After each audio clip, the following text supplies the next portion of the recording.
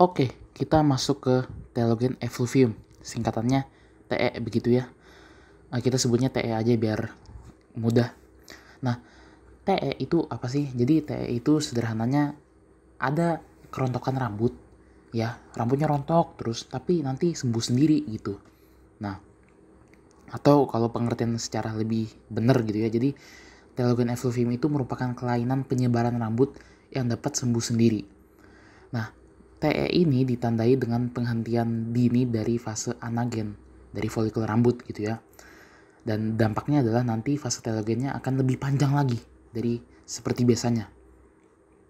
Nah, telogen effluvium itu sering banget dihubungkan dengan hal-hal seperti stres, demam, persalinan, gangguan emosi, atau penyakit sistemik kronis seperti hipertensi gitu ya, diabetes, atau justru penggunaan obat-obatan seperti heparin. Nah, oke. TE berdasarkan perjalanan klinis dan gejalanya itu dibagi 3. Pertama ada TE akut, kedua TE kronis, yang ketiga adalah TE kronis difus gitu ya. Oke, apa ini semua gitu ya? Yang pertama adalah TE akut, sesuai namanya, akut. Jadi TE akut ini ditandai kerontokan rambut yang terlihat 2-4 bulan pasca onset pertama munculnya penyebab gitu. Dia terjadi 2-4 bulan setelah kejadian penyebab.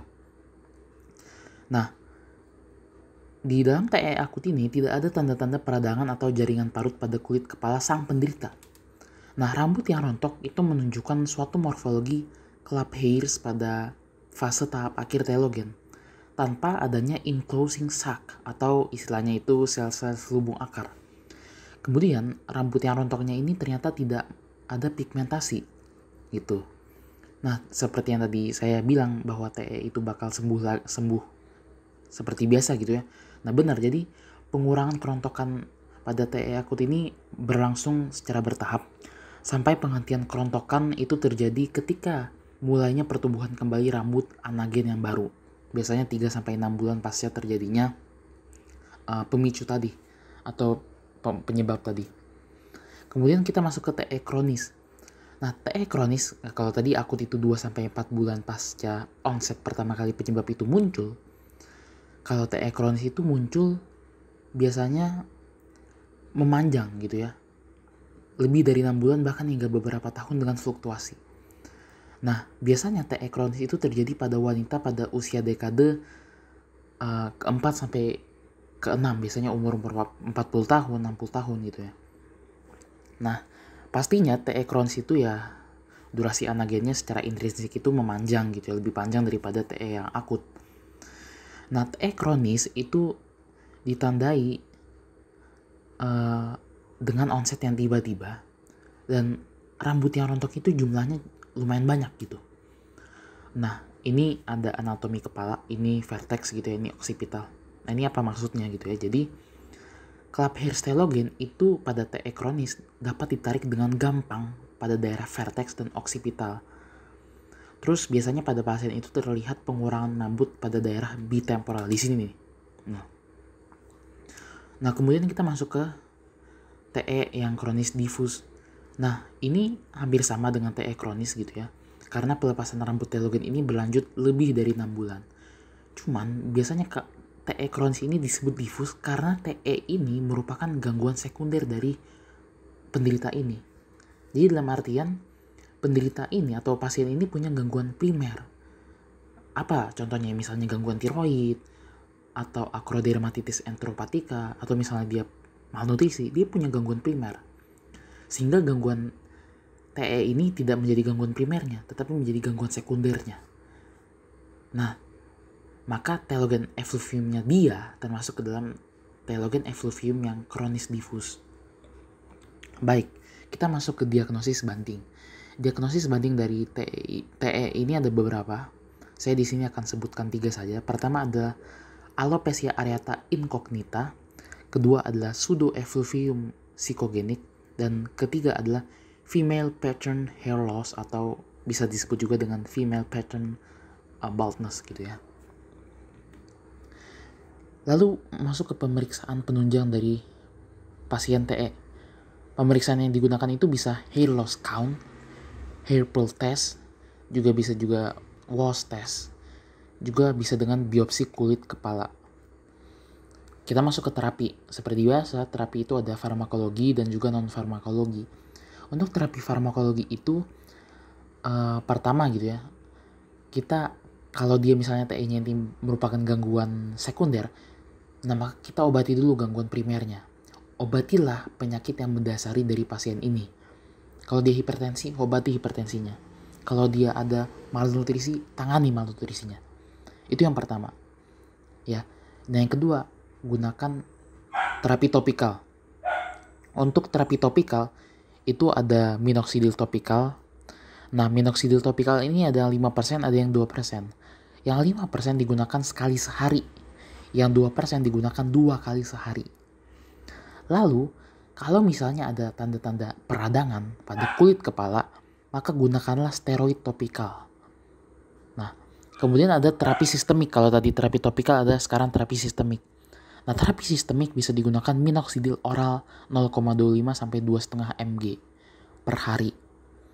Tapi perlu diingat ya, ini minoxidil oral ini digunakan hanya jika ada tanda-tanda TE yang kronis.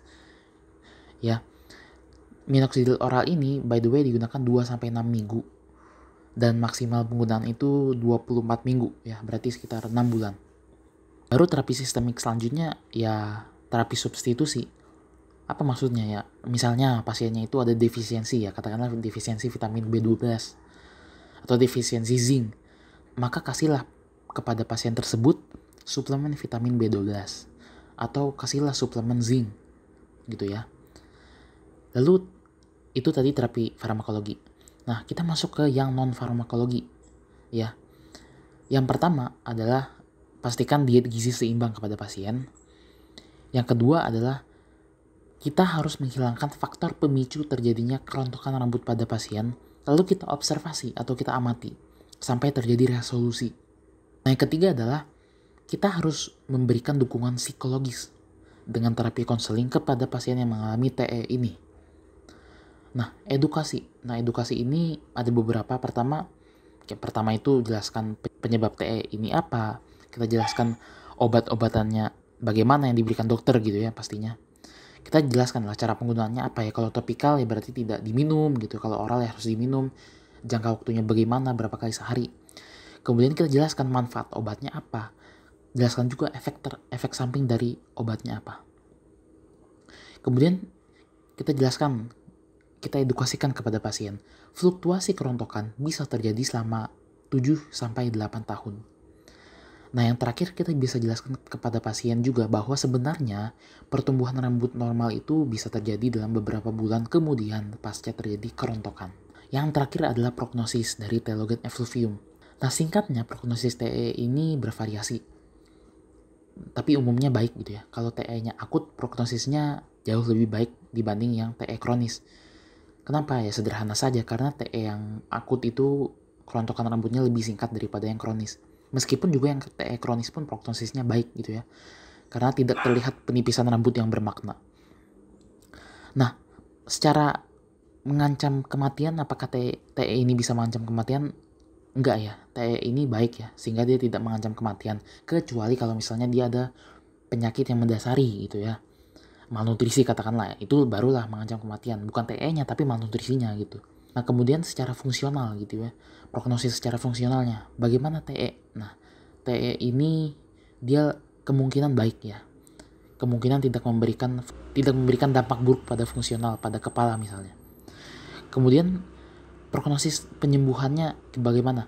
Begini, apabila pasien menaati semua aturan terapi farmakologis, kemudian terapi non-farmakologisnya juga ditaati, dia menjalankan diet gizi seimbang, aktivitas gaya hidupnya yang baik, kemudian obatnya diminum dengan baik, teratur dan sebagainya, maka prognosis penyembuhan dari TE ini baik.